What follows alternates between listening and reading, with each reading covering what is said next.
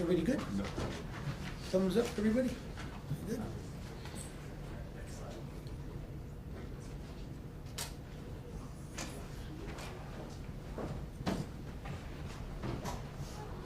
You got me all here awkwardly standing while everybody finishes.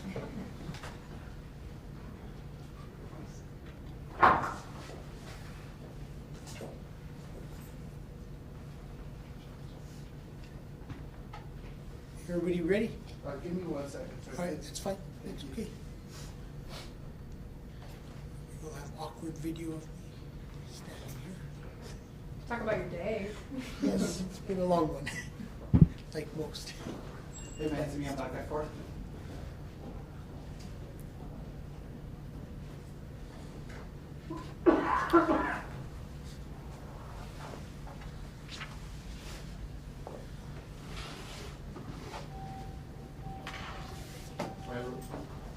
It's about to start, so.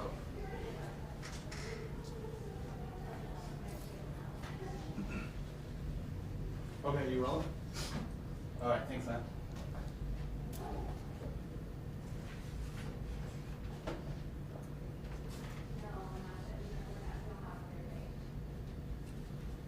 Ready?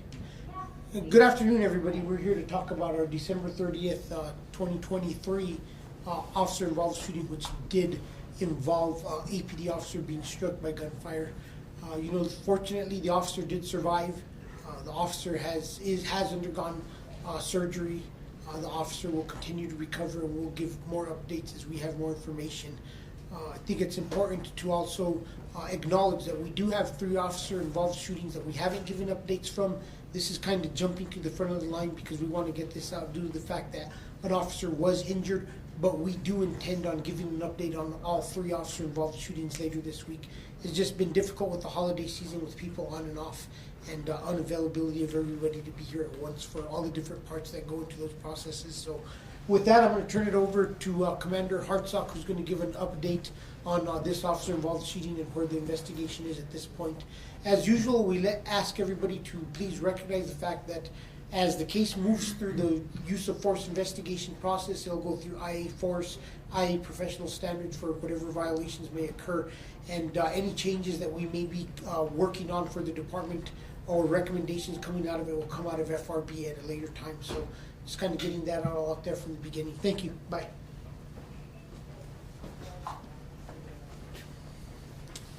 Good afternoon. Again, we're going to cover an officer-involved shooting that occurred on December 30th, 2023 at 7017 Central Avenue Northeast. This community briefing will provide information about a male who shot a police officer during a traffic stop of a stolen vehicle, resulting in an officer-involved shooting. You're about to see relevant video footage and photos and learn about other evidence and police procedures related to the case so you can have a better understanding of what occurred based on what we know right now. The APD conducts very thorough criminal and use of force investigations, which typically require investigators to interview multiple witnesses, review hours of video footage, and analyze a significant amount of forensic evidence. We're still at the early stages of this investigation, which can take several months to complete. Our understanding of the incident may change as additional evidence is collected, analyzed, and reviewed. We also do not draw any conclusions about whether the officers acted consistently with our policies and the law until all the facts are known and the investigation is complete. A word of caution, the images and video may be disturbing. When police officers use force to arrest a subject or defend against an attack, it can be graphic and difficult to watch. In addition, there may be strong language by those shown in the video. The 2 officers that fired their weapons that night, was Officer Howard Perry and Officer Isaiah Relaford. Both officers have been with the department since 2021. Neither of them have had any prior officer-involved shootings, and they are not currently back to full status yet as they recover from the shooting. Our officer who was shot but did not fire his weapon was Officer Zachary Garris. He's also been with the department since 2021. He has no prior officer-involved shootings, and he is still receiving medical care from his injuries. The person shot by officers and who shot our officer is 29-year-old Santiago Perez, a resident of Albuquerque. This incident took place in our Southeast Area Command. On December 30th, 2023, around 8:17 p.m., a reported stolen car out of Rio Rancho passed the intersection of Louisiana and Central Southeast, headed eastbound. One of our license plate readers sent a notification to our communications center of the vehicle description and the direction of travel. Several of our officers were in the area and started to search for this stolen car. Officers Garris and Rellerford were riding as a two-man unit in the same vehicle and drove by the Adams Food Market near the 7800 block of Central Avenue Southeast and noticed the same stolen vehicle parked on the lot. 2 more patrol units arrived and a plan was made to conduct a high-risk stop on the vehicle while it was stationary inside the parking lot. Officer Garris and Officer Rellerford in their patrol vehicle pulled directly behind the stolen vehicle and engaged their police lights. Officer Perry and another officer also arrived at the scene with their emergency lights on. They began issuing commands to the occupants of the stolen vehicle to raise their hands and surrender. The occupants did not comply. Instead, the driver of the stolen vehicle, Perez, reverses and hits the patrol unit. Officers persist in their commands to turn the car off and surrender. Approximately 14 seconds after the emergency lights were activated and officers pulled behind the stolen car, Perez, now armed with a firearm, opened his driver's door and fires 2 shots at Officer Garris. At least one of the bullets hits both of Officer Garris' hands, which were in front of his head, neck, and chest area. Officer Garris fell to the ground, wounded, without firing a shot. Perez then fires again, this time hitting the front driver's side headlight of the patrol vehicle. Officer Garris was able to get up, retreat to the back of his patrol vehicle, remove a tourniquet from his belt, and began to apply it to his severely injured arm to help reduce the bleeding. Officer Rellerford, who initially deployed with a 40mm less lethal tool, switched to his handgun and helped Officer Garris move to safety. Officer Rellerford then took the position previously held by Garris, and he and Perez exchanged gunfire simultaneously. Neither is hit. Perez then runs across the front of the store towards a partially crowded area, gun in hand. Officer Perry, unaware that Garris had been struck, but hearing the gunfire, saw Perez running armed and fired 2 shots out of concern for the safety of the people in the parking lot. He hits Perez in his leg and his arm, causing Perez to fall and lose grip of his handgun. Officer Perry and another officer then took Perez into custody. This is a shot of the shot spotter notifications that went off that night. There was 2 sets of them. The first one was three shots, and if you kind of go in here a little bit closer, you can see the first 2 shots have a 0.2 second difference between them, which is what the evidence is leading us to believe is Perez firing rounds at the officer and then firing his second shot about 3.9 seconds after that first volley of shots. And we're about to show you the video. The second series of shots is Perez and Officer Rellerford firing near simultaneously. You can see there's a 0.05 second difference in those shots being fired. About 3.5 seconds go by, and that is where shot spotter detects Officer Perry firing his 2 rounds that struck the subject, ending the incident. This footage was taken from the Adams Food Market and shows the best overall view of the shooting, although we'll show you the OBRD as well.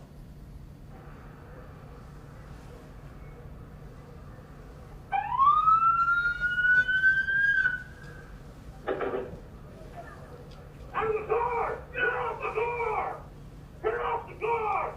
Hands up! Get off the fucking car! Hands up!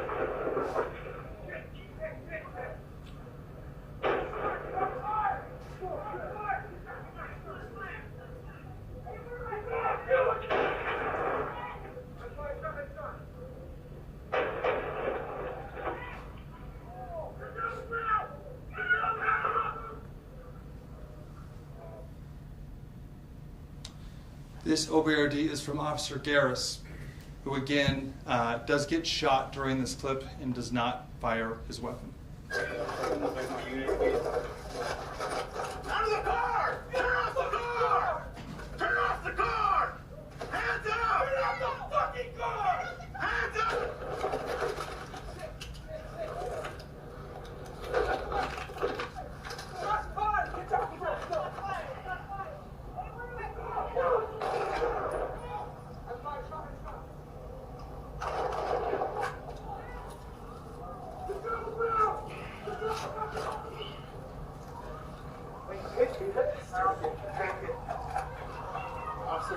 48, 48.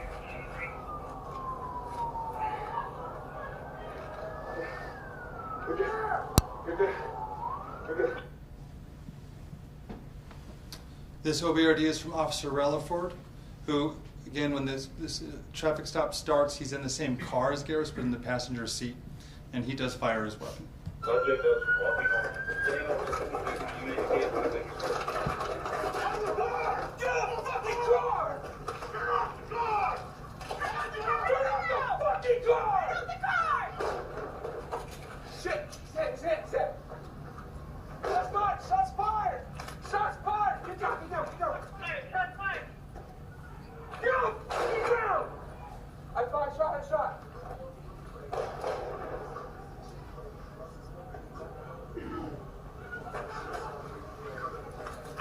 Hey, you lit? Are you hit? Officer Lee, 48, 43.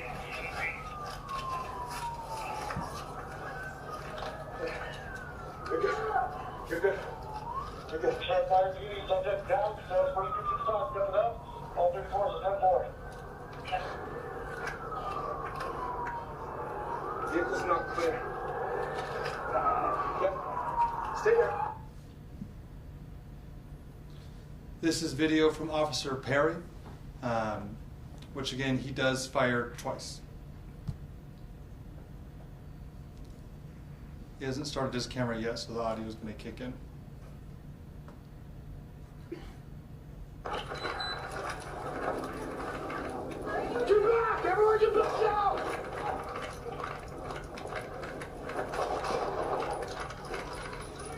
Get down the ground! Get down the ground! Do not move!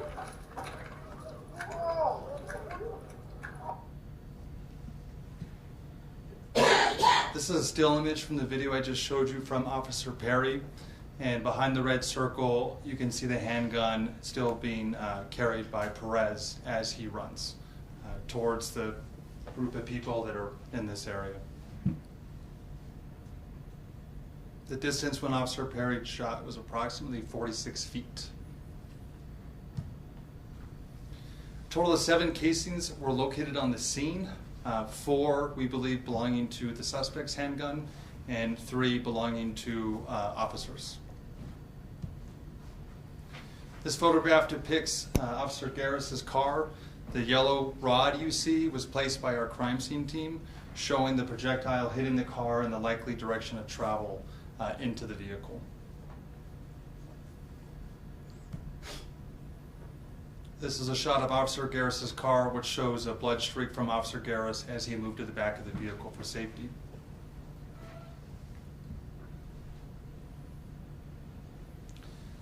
Inside Mr. Perez's pocket when he was arrested was a bag of approximately 33 grams of methamphetamine and 214 fentanyl pills.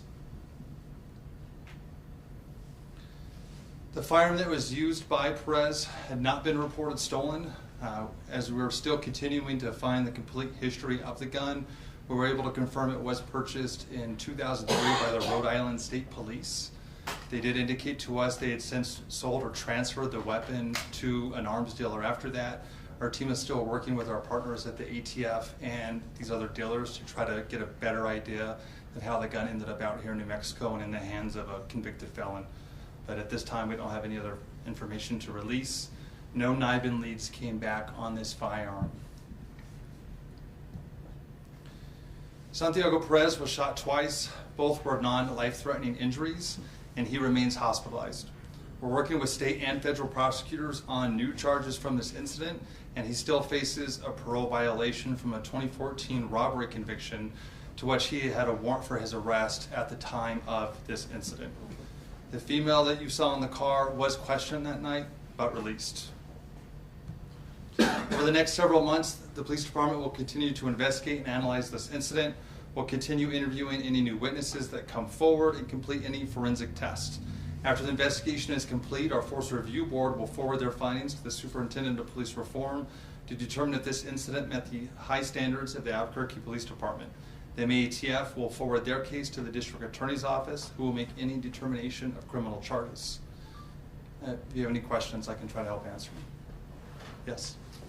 Do you know, can you elaborate on the injuries to Officer Garris's hands?